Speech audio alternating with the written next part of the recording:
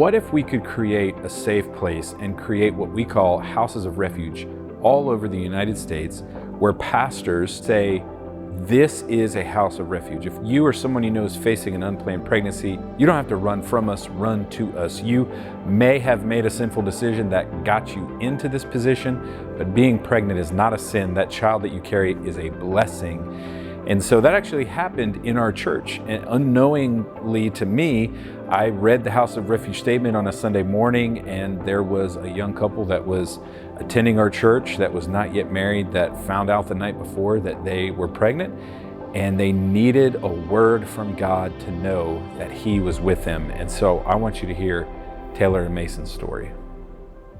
So Saturday night, I didn't have my period for a while, so I figured we should go take a pregnancy test. So we did that, waited and waited, and then we got the results and it said pregnant. And that's when shame and scaredness and everything hit. Yeah, when we were waiting on the test, I was scared of telling my family, friends, and our church because we were just dating at the time.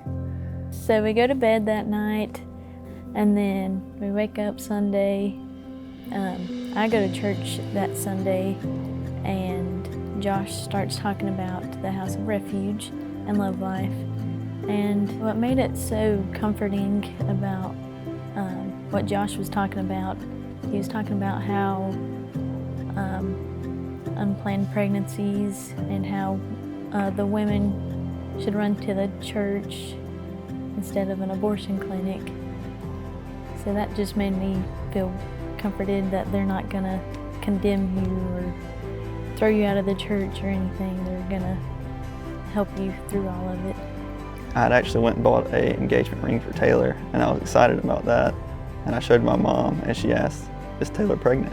And I was like, "Yeah, she is."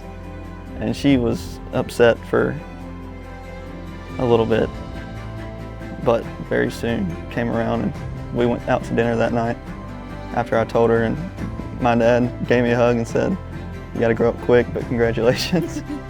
Mason proposed, and then we had a month of planning for the wedding, and we got married.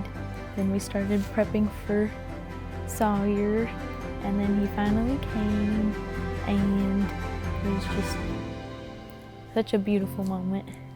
Going through the process, there's no way I would have been able to do it without supportive churches and people. Become a house of refuge. Talk about this with your church family. Let them know that this is a safe place that they can run to, not run from. And give us a rep from your church that we will train to equip your whole entire church to be able and ready to respond when men and women come running to you for help.